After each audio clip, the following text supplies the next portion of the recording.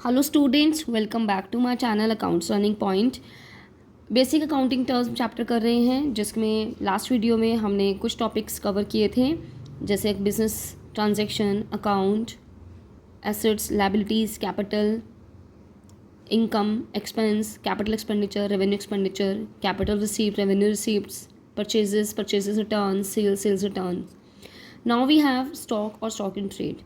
तो स्टॉक मतलब होता है कि value of those goods which are purchase for reselling. हमने रीसेलिंग के लिए कुछ गुड्स खरीदा, वो हमारा स्टॉक है। और अगर वो हमारा स्टॉक अनसोल्ड बच जाता है eight the end of the accounting period, the end of the financial year, that would be the closing stock. और वही stock for the next financial year would be the opening stock.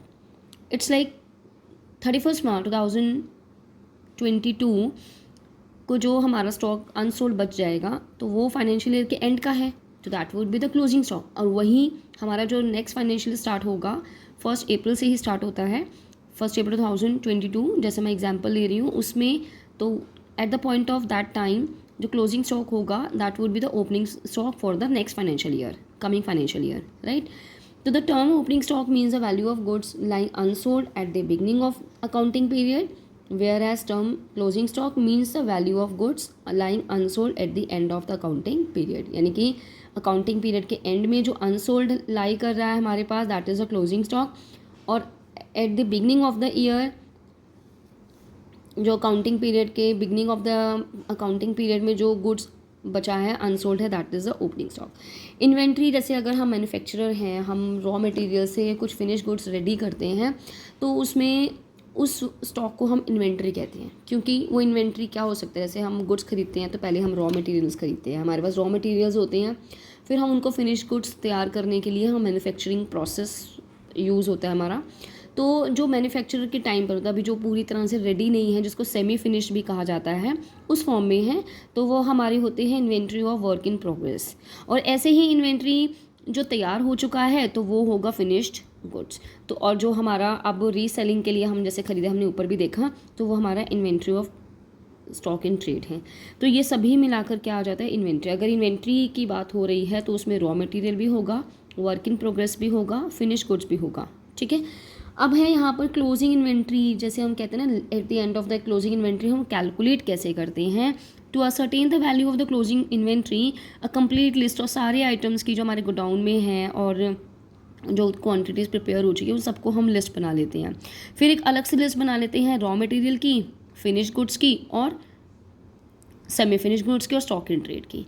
अब उसके बाद हम इसमें ध्यान रखते हैं कि गुड्स जो हैं which have been sold but remain undelivered, जो हमारे पास ऐसा गुड्स पड़े हैं, ऐसा स्टॉक पड़ा है, ऐसा सामान पड़ा है जो हमने फिनिश्ड है, हमने उसको मतलब सेल भी हो चुका है, लेकिन अभी वो डिलीवर नहीं किया है, तो वो क्लोजिंग स्टॉक में इंक्लूड नहीं होता, ठीक है। क्योंकि वो क्लोजिंग स्टॉक, वो बचा हुआ नहीं है ना, वो अनसोल्ड नहीं है, वो सोल्ड हो चुका है बट डिलीवर नहीं हुआ है। तो goods purchase and receipt but at which have not been recorded in the purchase book. Goods हमने परचेज़ किया है, रिसीव हो गया है, और लेकिन अभी परचेज बुक में रिकॉर्ड नहीं किया, तो वो भी क्लोजिंग स्टॉक में इंक्लूड नहीं होगा। अब हम देखते हैं following goods should be included. अब इन्वेंट्रीज़ में क्या क्या इंक्लूड होगा, goods send to the customer on the sale और रिटर्न बेसिस। जैसे हम गुड्स बेचते हैं कस्टमर को और वो कहता है कि ये रिटर्न हो सकते हैं, तो वो हम इंक्लूड करते हैं इन्वेंट्री में। Goods send to the agents for sale but remain lying with them as unsold. Agents को गुड्स दिया है हमने कि वो आगे रीसेल करेगा, आगे सेलिंग करेगा, लेकिन अब उसके पास वो अनसोल्ड बचा है, तो वो भी। It should always kept in mind that inventory is valued at cost price और releasable value। मतलब cost price given होता है क्वेश्चन में, या releasable value अगर हमें पता होता है, तो दोनों में से जो कम होगा वो हमने लेना है इन्वेंट्री का, ठीक है। अब स्टॉक और इन्वेंट्री में क्या डिफरेंस है, इन्वेंट्री जो है वो थोड़ा वाइड टर्म है, उसके अंदर स्टॉक भी इंक्लूड होता है। स्टॉक का मतलब होता है जो हम रीसेलिंग के लिए गुड्स खरीदते हैं और वो अनसोल्ड जो बच जाता है, दैट इज़ स्टॉक। और इन्वेंट्री में रॉ मटेरियल भी होता है, सेमी फिनिश गुड्स भी होती हैं, जो हम जिसका प्रोडक्शन कर रहे हैं वो भी पूरा प्रोडक्शन नहीं हुआ उसका, अपनी एक प्रोडक्शन बाउंड्री में से बाहर नहीं हुआ है। और तीसरा जो फिनिश गुड्स होते हैं, मतलब जो बिल्कुल कम्प्लीटली रेडी होते हैं, ठीक है, और स्टॉक भी। ट्रेड रिसीवेबल्स एक ऐसा अमाउंट है जो रिसीवेबल है, यानी कि वो मिलेगा, हमने गुड्स बेची हैं या सर्विसेज दी हैं, उसके अगेंस्ट में हमें जो अमाउंट रिसीव होने वाला है, मीन्स ये अमाउंट रिसीव हुआ नहीं है, ये होगा। तो इसमें दो चीज़ें आती हैं, दो चीज़ें इंक्लूड करते हैं हम ट्रेड रिसीवेबल्स में। डेटर्स, जो उस तरह के पर्सन्स होती हैं जिनको हमने गुड्स उधार बेचा है और पेमेंट अभी रिसीव नहीं हुआ है। और बिल रिसीवेबल, ये भी हम इनको भी उधार माल बेचते हैं, लेकिन इसमें एक बिल होता है जो सेलर बिल विड्रॉ करता है, तो ही इज़ अ ड्रॉयर, और ये बिल अपने कस्टमर को सेंड करता है, ठीक है। और उसके बाद कस्टमर उस बिल को एक्सेप्ट कर लेता है, उसमें पर्टिकुलर डेट मेंशन होती है, अमाउंट मेंशन होता है, तो उस पर्टिकुलर डेट पे उसको पेमेंट करना होता है, जो बैंक के थ्रू पेमेंट होती है। तो अगर इन दोनों को मिला दें तो ट्रेड रिसीवेबल्स हैं, ठीक है, ये हमारी एसेट्स होती हैं। ट्रेड पेएबल्स, नाउ अब हम पेमेंट की बात कर रहे हैं। जैसे अगर हम उधार माल बेचते हैं तो हम उधार माल खरीदते भी हैं, तो सेम रहेगा। डेटर, जो ऐसे पर्सन्स होते हैं जिनको हम उधार माल बेचते हैं, तो क्रेडिटर्स जिनसे हम उधार माल खरीदते हैं, यानी कि हमें इनको पेमेंट करना है, ठीक है। तो ये पेएबल है, पेमेंट हुआ नहीं है, ये पेएबल है। ऐसे ही बिल्स पेएबल, ये भी एक बिल होता है जो सेलर निकालता है बिल, और एक्सेप्टर यानी कि जो बायर होता है वो एक्सेप्ट करता है, उस पर पर्टिकुलर डेट और अमाउंट मेंशन्ड होता है, और बैंक के थ्रू ये बिल डिस्काउंट करवा सकते हैं, मतलब उसकी पेमेंट बाद में फ्यूचर डेट होती है उस पर बिल निकालते हैं, ठीक है। तो ये दोनों चीज़ें, क्रेडिटर्स और बिल्स पेएबल, ट्रेड पेएबल्स का पार्ट है। ये अगर ट्रेड पेएबल्स लिखा है तो इसका मतलब उसमें क्रेडिटर्स और बिल्स पेएबल दोनों इंक्लूडेड हैं। गुड्स का मतलब जितनी भी चीज़ें रीसेल के लिए ख़रीदी जाती हैं वो सब गुड्स हैं। अगर हम सेलिंग की बात भी कर रहे हैं तो वो गुड्स हम बेचते हैं, ठीक है। अगर एक फ़र्नीचर डीलर है, अगर आपका फ़र्नीचर बेचते हो आप, ठीक है, जैसे sofa, chairs, dressing table, bed, ठीक है, इस तरह की चीज़ें अगर आप बेचते हो तो यही आपके गुड्स हैं। और अगर आपका बिज़नेस कपड़ों में है तो कपड़े ही आपके गुड्स हैं, ठीक है। तो गुड्स का मतलब होता है माल खरीदना, माल बेचना। नेक्स्ट है कॉस्ट। कॉस्ट जो है वो एक, जो रिसोर्सेज हम यूज़ कर रहे हैं उसकी कॉस्ट होती है, उसकी एक एक्सचेंज, जैसे हम लोग गुड्स खरीदते हैं, ठीक है, उसके बाद वो हम हमारे लिए रिसोर्सेज होते हैं हमारे बिज़नेस करने के लिए, तो वो उसके ऊपर जो हम खर्चा करते हैं, जो मनी उसके ऊपर खर्च की जाती है, that is cost. Cost of machinery, अगर हम मशीनरी की कॉस्ट की बात करें तो परचेज़ प्राइस तो है ही है, साथ में फ्रेट भी है। फ्रेट यानी कि उसका भाड़ा वगैरह है, उसको इंस्टॉल करने के चार्जेस हैं, एक्सपेंसेस है, तो ये सभी मिला के मशीनरी की कॉस्ट बन जाती है। वाउचर एक डॉक्यूमेंट होता है जिसमें ऑथराइजेशन होता है कि इसके मतलब इसमें हमारी बिज़नेस ट्रांजैक्शन हुई है।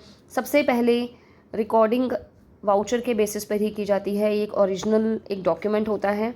एक सेपरेट वाउचर प्रिपेयर किया जाता है हर ट्रांजैक्शन के लिए, जो स्पेसिफाई करता है कि कौन सा अमाउंट कौन सा अकाउंट डेबिट या क्रेडिट होने वाला है। डिस्काउंट एक तरह से छूट होती है जो सेलर बायर को देता है, ठीक है ना। ये दो तरह के होते हैं, trade discount, cash discount. Trade discount एक ऐसा डिस्काउंट होता है जिसको हम बुक्स में रिकॉर्ड नहीं करते। जैसे अगर मान लो आपने 10,000 रुपये की गुड्स खरीदी हैं, उसके ऊपर लिस्ट प्राइस के ऊपर 10% का ट्रेड डिस्काउंट है, तो हम 9,000 यानी कि 10,000 का 10% कैलकुलेट करने से 1,000 आ जाएगा। तो हमने दिखाना है कि हमने परचेजेस 9,000 की हैं, मतलब ट्रेड डिस्काउंट मेंशन नहीं किया जाएगा, ठीक है।